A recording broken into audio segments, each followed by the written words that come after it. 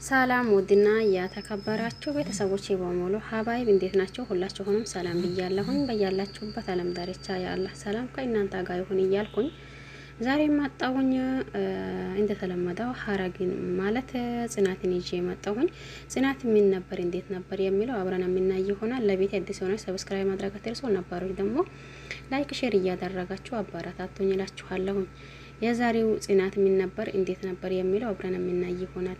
እስከዛሬ የምናየው ወይም ደግሞ እስከዛሬ ስንከታተል የነበረው ሰኒ ብቻዋን እንደሆነች እንዲሁም ደግሞ በእህቷ ታሪክ ማንንም ወንድ መሰላ ነገር ማቅረብ አልፈልግም እያለች የእህቷንም ታሪክ ስታወራ ቆይታ ነበር። ዛሬ ደግሞ ብቻዋን ኢቤት ታክዛ ቁጭ ባለችበት ክብሮል ይመጣል። ክብሮል ሲመጣ በር ሲያንኳካ እሷም ተነስታ በሩን እየከፈተች ነበር። ስትከፍተው ያለው ክብሮል ነው። አንተ ነው እንዴ? ሰላም ነሽ? ሰላም እየተባባሉ ነበር። ከዛ ደግሞ ቤት ሲገባ እንዴ ሰው የት ሄዶ ነው? ቤቱ ጭር ብለዋል እያላት ነበር። እሷም ደግሞ አይ አላ ተኝቶ ነው እንጂ እያለች ነበር። አይ እኔ ደግሞ ቤቱ ጭር ሲል ማንም የለም መስሎኝ ነበር እያላት ነበር ክብሮል። እሷም ደግሞ ደብሮኝ ነበር እንኳን መጣ እያለችው ነበር። አይ ከደበረሽማ ትደውይልኝ ነበር ለምን አልደወልሽልኝ ግን ከደበረሽ? አይ እኔ በዚህ በፊት ለማንም ሰው እንደዛ ብዬ ስለማላቅ ምን ብዬ ነው የሚደውለው ስትለው ደግሞ አይ ምን ችግር አለው ነሃ ብለሽ ብትደውይልኝ ኖሮ ዛሬ ስራም ስላልገባሁኝ ይመጣ ነበር እያላት ነበር። እሷም በዚህ በፊት እንደዛ ብዬ ስለማላቅ አላደርገውም እያለች ነበር። አይ ሰኒ እየተሳሳሽ ነው፣ በዚህ ሰተሽ ብትመለሽ ጥሩ ነው ብዬ ነው ማስበው፣ ግን እየተሳሳሽ እንደሆነ ታውቂያለሽ። በምንድን ነው የሚሳሳተው? እንዴት ነው የሚሳሳተው? እያለች ነበር። ነገር ግን ደግሞ ክብሮል ያው የእያንዳንዱን ታሪክ ትምህርት የሚሰጣ ነገር እየነገራት ነበር። እሷን በዚህ ልትስማማ አልቻለችም። ለምን እድሜ ልክ ሲሳሳት አልቀርም? ምን አገባህ አንተ ማናህ? ምንድነው? ለምንድን ነው የምትመክረኝ? እኔ የማንም ምክር አያስፈልገኝም ስትለው ደግሞ እሱም ደግሞ አይ ቆም ብለሽ ማሰብ አለብሽ፣ አንቺ ገና ወጣት ነሽ፣ በወጣትነትሽም ደግሞ መጠቀም አለብሽ። ስለዚህ ያንቺን ጓደኞችሽ እይ፣ በዙሪያሽ ያሉት እነ ሰኒ ማለት እነ ሜሮ እነ ጽናትን እይ። እነሱም እኮ እንዳንቺ ሰው ናቸው። ነገር ግን ደግሞ አሁን ባለው ህይወታቸው በጣም ደስተኛዎች ናቸው። ስለዚህ አንቺ ደግሞ ባለፈው በእህትሽ ታሪክ ዛሬ ደግሞ ራስሽን በሊሆና ቦታ ማገኘት ወይም ደግሞ የሊሆና ነገር አስበሽ ከሰው ሁላ መራቅ የለብሽም። ቆይ ግን ሰኒ አንድ ነገር ልጠይቀሽ። እሺ ጠይቀኝ። ምን ነበር? ግን እኔ ለአንቺ መጥፎ ሰው ነኝ እንዴ እያላት ነበር። አይ አይደለም ጠይብ፣ ለምን ጓደኝነትን መቀበልን ብያርሽኝ ነው እያላት ነበር። ነገሩ ግን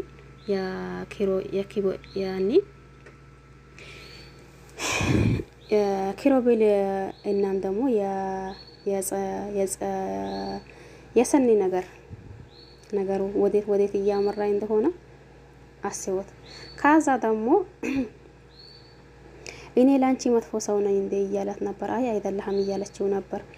በይ እኔ ጥሩ እንዲሁም ደግሞ ንጹህ ጓደኛሽ ለመሆን ይፈልጋለሁ እያላት ነበር። እሷም ደግሞ አይሆንም ብላ ነበር። ነገር ግን ደግሞ ግን ማሰብ ይቻላል አይደል እያለችው ነበር። ችግር የለም እያላት ነበር። ከዛ የሚቀጥለው በጣም ሪቦኛል፣ እስቲ ደረቅ ፍርፍር ስራልኝ እያለችው እሱም ደግሞ ለመስራት ታዛዥ ነኝ ብሎ ለመስራት ተነስቶ ወደ ኩሽናው እየገባ ነበር። ኩሽናው ሲገባ ሽንኩርቱን ምናምኑን እያዘጋጀ ባለው ሰዓት ሰኒ እየመጣች እኔ ደረቅ ፍርፍር ነው የምፈልገው ደረቅ እንጀራ እያለች ነበር። እንዴ ሰኒ ደረቅ እንጀራ እኮ የለም፣ ጣይ ምን ላድርገሽ ነው? ምንድነው የምትፈልጊው? እያላት ነበር። አይ እኔ እኮ ደረቅ እንጀራ ነው የምፈልገው እያለች ነበር። ከዛ በኋላ ደግሞ እንዴ ምን ነው እንደዛ አክል የምትሆነው ነገር አረጋሽ እንዴ እያላት ነበር። እንዴ ምን ብላ እሷም ደግሞ በተኮሳተረው ፊቷ ክብሮልን እያየች ነበር። ከዛ በኋላ ያለው በቃ ቶሎ ስራ ቢላ እሷ ሄዳ ደረጃ ላይ ቁጭ ብላ ነበር። ደረጃ ላይ ቁጭ ስትል ደግሞ ታክዛ ነበር። በዛ መሀል ኪራ ይመጣል። ኪራ ሲመጣ እንዴ ለምንድን ነው እንደዚህ ቁጭ እያልሽው እያላት ነበር። አይ ምንም እያለችው ነበር። አሁንም ደግሞ በትንሽ ቆይታ በኋላ ቆይ ግን ኪራ አንድ ነገር ልጠይቃ።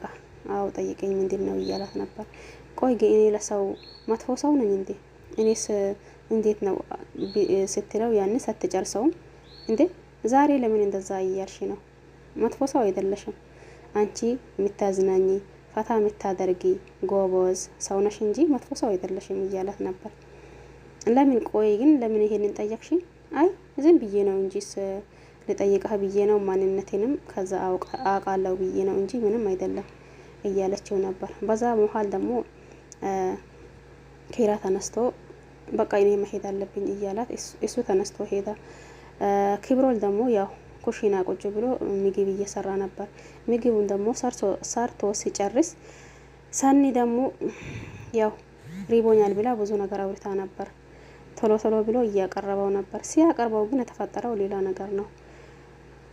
ኪራ ከደረጃው ላይ ዝም ብሏት እየሄዳ ነበር። እሷ ደግሞ ያው ከኪራ ተለይታ ለብቻዋን ሆና እየሄደች ለብቻዋን ማውራት እየጀመረች ነበር። እነሱ ደግሞ ያው አለች በማለት ክብሮልም ምግቡን ይዞ እየመጣ ሳህኑን ጠረጴዛ ላይ እየረተባ ነበር። ከዛ ደግሞ ጽናት ደግሞ እንዴ ሊገዛ ቢል አትገዢኝ አልከኝ ስትለው አረ ችግር የለም ሰራሁት እኮ ጨረስኩት፣ ዛሬ ደግሞ እስቲ በኔ እጅ ትበላላችሁ እያላቸው ነበር። ኪራም ደግሞ ደስ እያለው በቃ ሚስቴን እንዲሁ ታንከባከብልኝ እንጂ እያለው ነበር።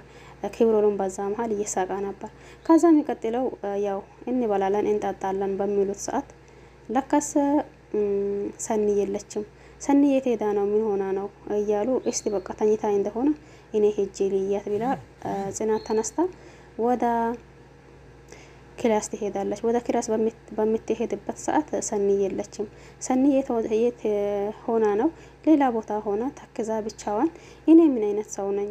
እኔስ እንዴት አይነት ሰው ነኝ ብላ ለብቻዋን እያወራች ነበር።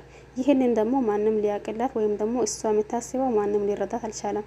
የእሷን ይህንን ያክል ደግሞ እሷን የሚያሳስባት ነገር ምንድን ነው? ለምንስ ይህንን ያክል ትተክዛለ? ምንድን ነው የሚባለው? ለምንስ ይሄን ያክል ታካዛች? ለምንስ ይሄን ያክል አሰበች? የሚለው አብረን የምናይ ይሆናል። ሰኒ ይሄንን ያክል የምታስብበት እንዲሁም ደግሞ ይሄንን ያክል የሚያሳስባት ነገር ምንድነው? ሰኒ የምታስበው በዚህ በፊት እህቷ እንደሱ አፍቃሪ፣ አሁን እሷ ከፍቅር እየሸሸች ነው የምትገኘው። ምክንያቱም እህቴ ላይ ያደረሰው ነገር እኔ ላይ እንዳይደርስብኝ እያለች ሰኒን ደግሞ ምንድነውስ ይሄንን ያክል የሚያሳስባት የሚለው በእህቷ ላይ የደረሰው ነገር በሷ እንዳይደርስ ፈርታ ነበር። ነገር ግን አሁን ለታ ደግሞ ትንሽ ከክብሮ ጋር ያለው ነገር ትንሽ ሳታስበው ወደ ፍቅር ከገባሁኝ ብላ ፈርታለች።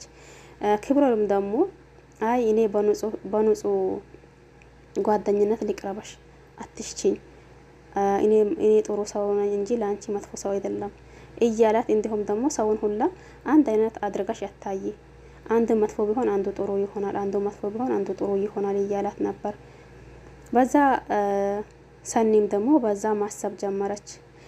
እየሄደች ብቻዋን ሆና ቁጭ ብላ ይህንን እያሰበች እያሰላሰለች ነበር። በዛ መሀል ደግሞ ጽናት ትደውላለች። ጽናት ስትደውል በቃ ጽናት ተይኝ እስቲ፣ እኔ አሁን ከማንም ይሁን ከማን ማውራት አልፈልግም፣ በቃ ብቻዬ ሊሆን ላጣ ነው እንዴ? እኔ በቃ ተውኝ እስቲ፣ ብቻዬ መሆን አለብኝ፣ ብቻዬ ሊሆን ብላ ያው ራሷን እንዴት ነኝ ምንድን ነኝ ብላ ራሷን ወቀሳ ውስጥ አስገብታለች። ነገር ግን ደግሞ ጽናት እናም ኪራ እናም ደግሞ ክብሮል ሁላቸውም በጭንቀት ላይ ናቸው። የት ገባች ምን ሆነች የሚለው ማለት ነው። ከዛ ደግሞ ክብሮል እየወጣ እዛው አስፋልት ላይ እንዴ የት ሄድሽብኝ? ምን ሆንሽብኝ? ቆይ ግን ዛሬ እንዝናናለን ፈታ እንላለን ብለሽኝ ነበር። ጠይብ እንዴውስ የት ሄድሽብኝ? ምን ሆንሽብኝ? እያለ ግራ ተጋብቶ አንዴ ቀኝ አንዴ ጉራ አንዴ ግራውን እያያ እየፈለጋት ነበር ሰኒን ማለት ነው። አይ በቃ አሁንማ ይቺ ልጅ አትመጣም፣ እስቲ 10 ደቂቃ ያክል ልጠብቃትና ከዛ ደግሞ ካልመጣች ሄዳለሁኝ ቤቷን። ግን ደሞስ ቤቷን ሄጄ ከተቆጣችስ እያላ ክብሮልም ግራ ግብት ብሎት እዛው አንዴ ቀኙን አንዴ ግራውን ሲያይና ሲጠብቅ ቆይቶ ነበር። እንዳለም 10 ደቂቃ ያክል ጠበቃት። ከዛ ደግሞ አልመጣችም።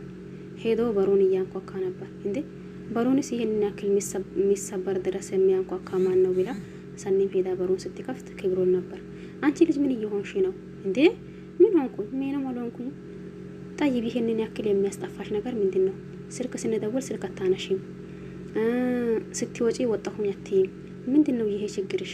እና አሁን ቁጭ ብለን እናውራ እያላት ነበር። እንዴ ይሄ ሰውዬው ደግሞ አሁንስ ምን ሊላይ ነው ብላ ሰኒም ተከትላ ወደ ክብሮን ሄዳለች።